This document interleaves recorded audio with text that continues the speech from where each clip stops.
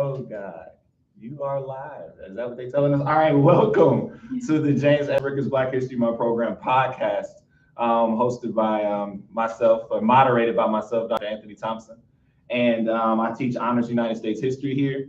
And I'm sitting with my illustrious students today, and I'm gonna allow for them to introduce themselves individually, starting here. I'm Santoria Gilbert. And you are with class and all of that.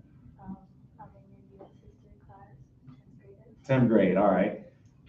I'm Olivia Thompson Felix, and I'm in your 10th grade U.S. history class. Awesome. Well, I think that y'all are in my U.S. history class. I mean, like classification stuff like that. I'm Shantavia Atkins. I'm in your second period. And you're a junior, sophomore? 11th grade. Okay. I'm Abriel Ammons, and I'm in his 6th period U.S. History Honors class. Awesome. I'm Shania Rose, and I'm in your 5th period. 5th period? Yeah. All right, cool. All right. I knew what classes they were in. It was just a formality. All right. And so it is like about 210, closely, roughly 210, going on 210, 206. And so we're going to go ahead and thank you, Ms. Thompson. Okay, so the purpose of this particular podcast that we're doing is the students did a paper last semester. I tried to, extend the opportunity for students to, talk about various topics that might relate to them. And they spoke of the relationship between Madam C.J. Walker, which I think most African Americans within the know who she is, as far as being monumental in the hair care industry for African American women. And the relationship between her and natural hair, which has become a topic of contention in many places as it relates to African American culture in the professional setting. And so I wanted to see my students' opinions, and their papers were so good that I decided to make sure that they have an idea to have their paper published. And one thing about of having your papers published in an academic setting is that you're gonna have to sit and talk in front of people, and so I kind of talk about your work.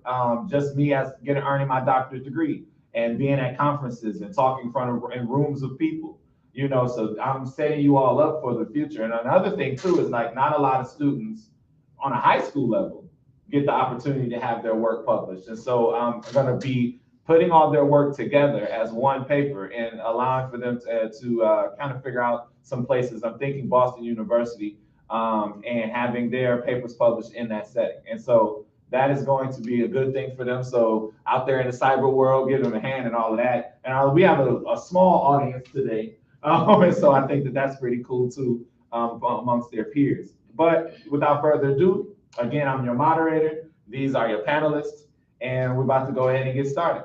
So our first question, ladies, is who was Madam C.J. Walker, and what were some of her major contributions? Anybody? She was a woman that suffered from hair loss, and she became the first self-made Black woman millionaire in America. Okay, self-made Black woman. She suffered from hair loss. She made a product. Anything else that she did? Anybody want to add anything to that? Well, her name, was originally Sarah Breedlove, but when she moved to, where was it? I think it was somewhere in the South for sure. Yeah, it was some point like Indianapolis. But when she moved, she married someone named Charles J. Walker, and that's when she decided to choose the name Madam C.J. Walker. Mm-hmm. And then Madam also added like a Parisian flair, which gave her some prestige in the community. And so and then hot comb, we can't leave that part out. All right, so you guys. Products were mainly sold to Black women. Mainly sold to Black women, right? For Black women, which is a big deal. All right, anybody else want to add to who she was or anything different? And when she originally, because she was a washerwoman, and she realized the things that cleaned her clothes, she could also clean her hair with. So it was, I think, sulfur and petroleum. And she had started canning it and selling it to people around her area from door to door with only $1.25. Ooh, yeah, that's very true. Go ahead. She also donated to a lot of charities and to She did. She donated to a lot of causes. NAACP was one. I think we learned about in class. All right. So, how do you define natural hair? It's our hair naturally without chemicals or being our texture being altered in any way. Okay. Anybody else got a different definition? I pretty much agree. I think it's just, how your hair grows out of your head. The natural state. Natural state. Okay. All right. Good. I am a bald African American male. Okay, so I don't necessarily, I don't do the products not for my beard. Okay. Yeah, this. Oh yeah, it's definitely natural. This and my eyebrows. But anyway, so does wearing your hair naturally make you feel differently about yourself, and what type of ways? Yeah, I feel a lot more confident with my natural hair actually. You do? Okay, that's good. That's actually one of the reasons why I cut my hair is because whenever I wear like extensions or like other stuff, not like natural hair, I just felt less comfortable or less confident. But when I cut my hair, I feel much better because it's like if I can wear my natural hair, especially short, a lot of people don't wear their hair naturally or short. I just feel like it's just much a confidence. Confidence booster. There's nothing wrong with that. Yeah, because like in today's day and age, it seems like it kind of feels like if you don't have your hair a certain way, then people won't. Then you'll feel like you get stared at and people won't accept you for how it is. So you have to, and that's why it's so important, be comfortable in your natural hair. Okay. I cut mine also 2 years ago, and I realized, I had to make myself comfortable in my own hair, because if I couldn't be comfortable in my own hair, then how am I going to be comfortable in any other hair? Okay. I cut my hair 3 years ago in December actually. Oh yeah. I locked up my hair. That was the purpose of me doing that, to like find myself and everything. Okay. Ms. Atkins? I cut my hair like 2 years ago, but it wasn't curly. Yeah. So You had to do some things and was there other, I don't know if I use the word chemical, but I mean, on a chemistry level, I guess all things, are to a degree chemicals, but is it like, I know some folks put honey, you know what I mean? Like, or whatever, I don't know. Hey, look, I'm just, okay, I like olive oils and stuff like that. Okay. Yeah, all right. So, and again, I don't know nothing about natural hair, what to do with it. I ain't got none. I don't plan to learn. Well, I guess I gotta, well, that's another conversation. So which do you prefer wearing for yourself? You know what I mean? I guess the clear answer based on all of you all is to wear a natural style, but yeah, right. Okay, so I guess I'll switch the question up. For the young ladies out there that still like to wear, the extensions and the wigs and the lace fronts I don't think, is there anything wrong with them doing that? First, that's how Not at all. Not at all. All right, now that we've cleared the air, because I also, don't want people to think like, oh, we bashing everybody else or something like that. Like, no, that's not the point of this. In fact, and I said I wasn't gonna talk a lot, but but I gotta like kind of add this. I think that there was a time in our history where we honestly had that battle in our own community. If you ain't wearing your natural hair, then you less of a woman, and then like women who was wearing their hair with the wigs and the extensions and all that, they was looking bad down on the chicks who was wearing their hair naturally. So it was this kind of point of contention. And I think now we're at a special place in society where the dialogue, even as young as you all can have them and be educated enough to know, which we've come a long way in our society to have that. So I want to be safe to say that even women who wear those type of hairstyles, they all can be traced back to, to the ancient continent of Africa anyway.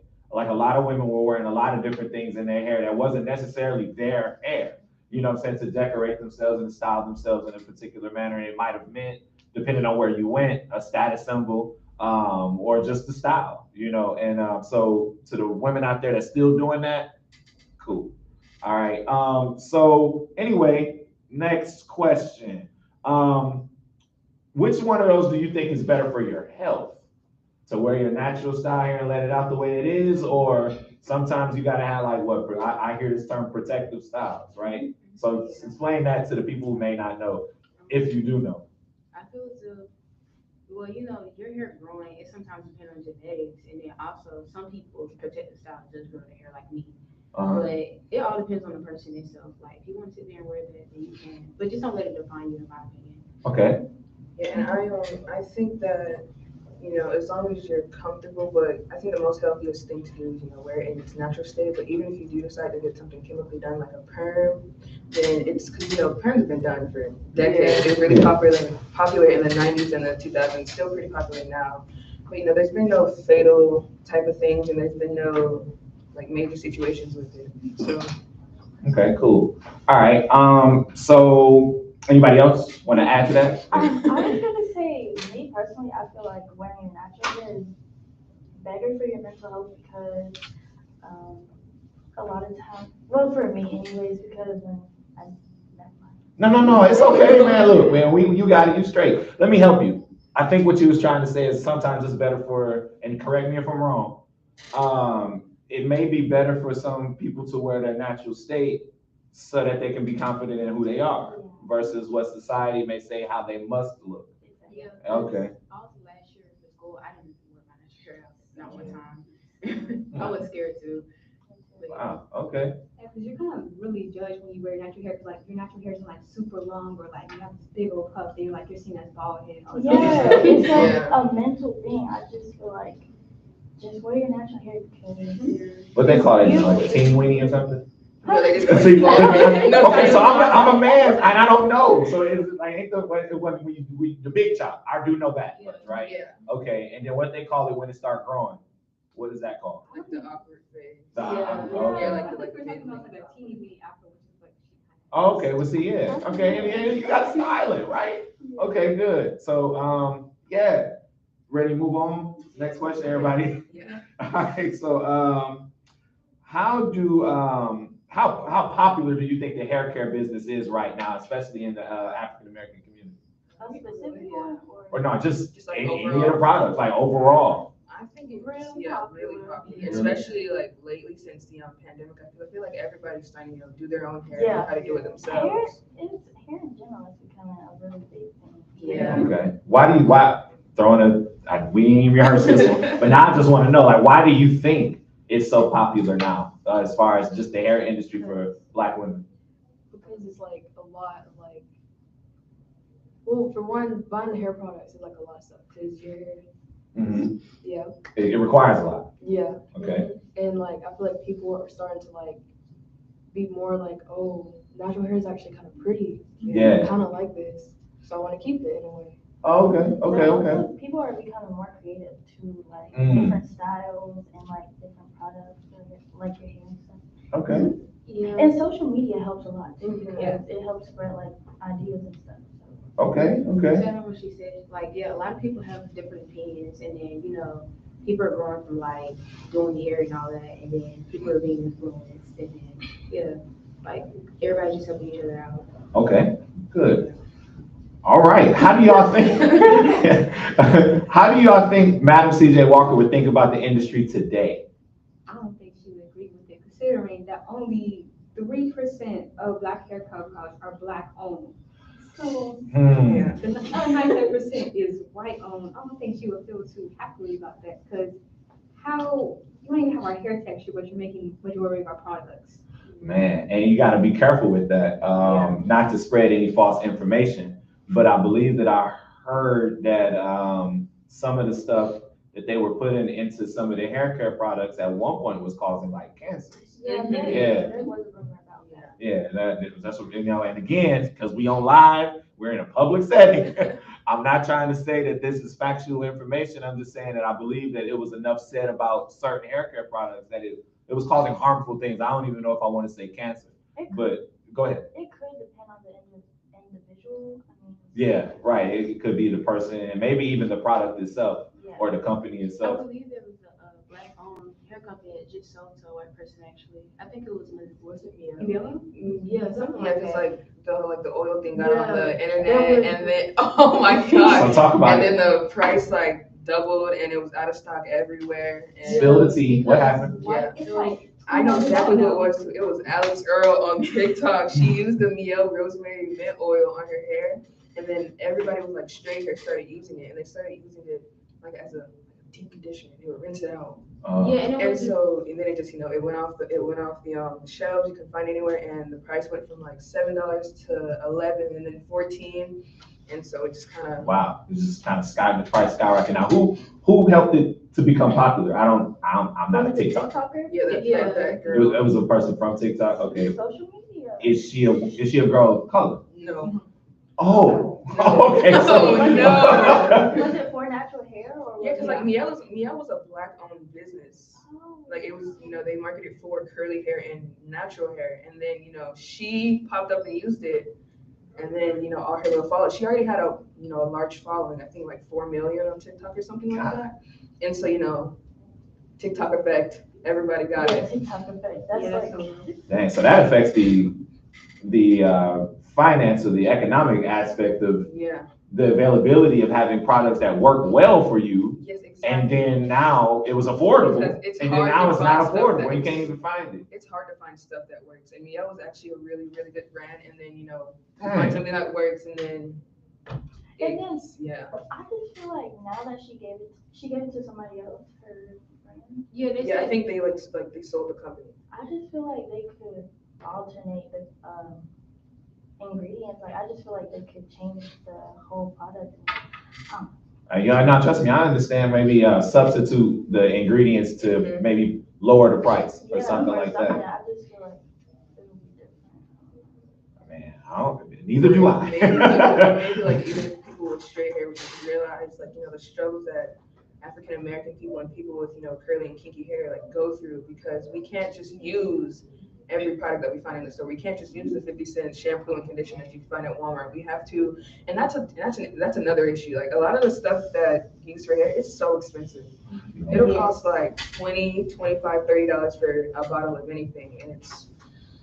I can't identify. I remember when haircuts started going up. That's the moment I started going bald. So it was an easy decision for me. But anywho, so yeah, so Madam, I guess we can conclude that perhaps for this session is that Madam C.J. Walker probably would not be that happy, considering that it's not largely owned, or at least the black hair industry isn't largely owned by black women. But I think she would be very happy that so many black women are starting to want to learn more about their hair and do it more themselves and wear it out. So in that aspect, I think she would be very happy. Maybe mixed emotions. Maybe mixed emotions. All right, so next question. There are currently laws in place that say natural styles are not acceptable in the workplace or in professional settings. How does that make you feel as far as okay, so for instance, Shantavia, you go for a job interview in certain places, in certain states, not gonna say no states. Certain states have passed laws that said you can wear your natural hair, certain states said you can't. In a professional setting, you put your resume on the table, another person of maybe another ethnicity says that they can have, or they have the same resume as you, very similar.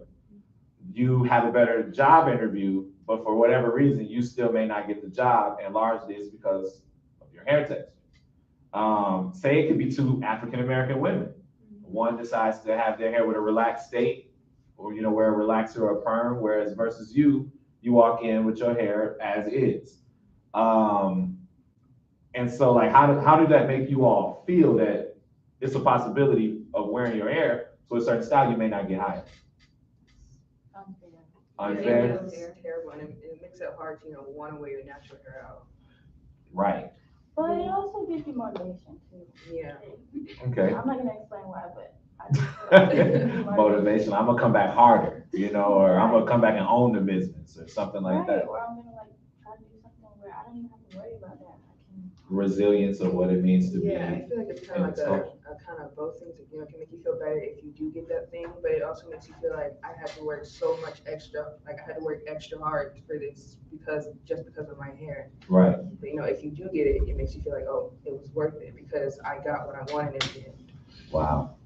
Man, I can't identify, but I guess I can say that I do empathize with what it means to be a black woman in this type of setting, in a professional setting, and not have the opportunity just because of my hair.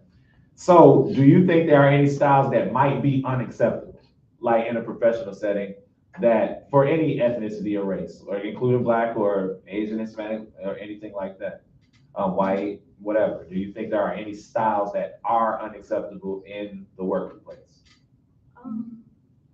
Threw y'all Right for a loop with that now? one, huh? Yeah, I'm trying to think about something. All right, so bet. So what if Dr. Thompson walked in class on Monday with a mohawk that was red, yellow, and blue? Already said There you go. mohawk. Somebody already was in the comments. So yeah, like you understand what I'm saying? But not like a fro hawk, like professional like that, but like on end, spiky, pointy. It's not bothering anyone. I Yeah, feel like- like if that's what you want to wear, then that's what you All I about understand. self-expression. If that's how you want to express yourself, that's how you gotta do it. That does not make you any less qualified to do anything else. Exactly. Yeah, I understand. Like, I don't think your hair compromises your work though. That's true. That's true. That's true. What if you have like super long braids like to your ankles and you're like working in a hospital or something? Right. That's a good point to make. There are different types of, you know, I see, okay, I see. If you have that mind. the different careers, different hair. You know what I don't mean? think you should have to like do something drastic just because you have a hair salon, you just put it up. You shouldn't be forced to, cut it off just for that. See, like you said, Now, guess what? I want to cut you off just 1 second. What if my beard was down like to my stomach, my tummy, right? And then I had to cook your food. You see what I'm saying? Like, and I'm just playing devil's advocate for the sake of playing devil's advocate. Like, I'm not Yeah, like, promoting you that. Yeah, just cover it up. Cover it up, roll, Cover it up. braid it up. Get out of here. improvise.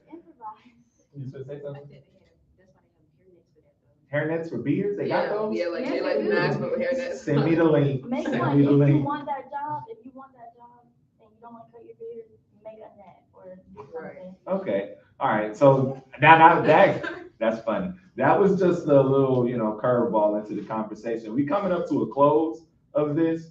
And then we only literally have this last question.